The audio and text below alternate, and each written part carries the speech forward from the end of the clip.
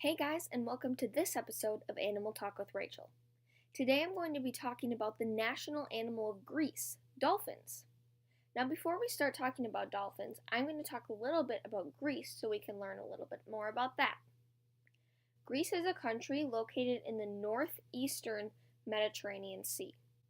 It does have a mainland that's connected to the other parts of Europe, but along with that, it has 225 inhabited islands. And that's just the inhabited ones. It has hundreds more too. Now, without further ado, let's talk about dolphins. There are 36 kinds of dolphins, but we're going to just talk about bottlenose dolphins because that's the kind that lives in the Mediterranean Sea by Greece. The 36 kinds of dolphins include killer whales, bottlenose dolphins, pink river dolphins, and spinner dolphins. Now, you might be thinking that you thought killer whales were whales. Well, this is a common misconception.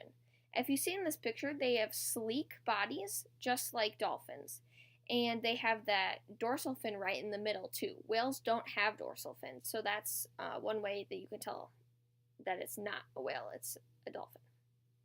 Dolphins are mammals, just like you and me. Just like us, they need to breathe air. They don't have gills like fish.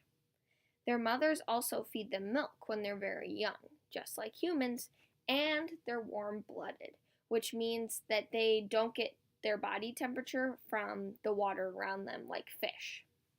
Now, dolphins have some of the best hearing in the entire animal kingdom. They use this hearing to communicate with others and to use echolocation, which I'll talk a little bit about later. They also don't drink the seawater, the ocean water. They get all the water they need from the fish that they eat. Now, here's a very interesting fact. When they sleep, only half of their brain shuts off. Half of it's still awake. This is because they put their bodies on autopilot, so they can sleep in the water, but when they need air, they can just float up to the surface without becoming fully awake. A group of dolphins is called a pod. Pods usually have around a dozen members, but some pods have been found to have almost 50.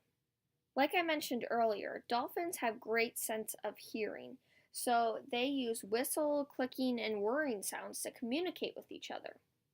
Just like humans have specific voices, dolphins use specific sounds to know who is who. Dolphins also hunt using echolocation.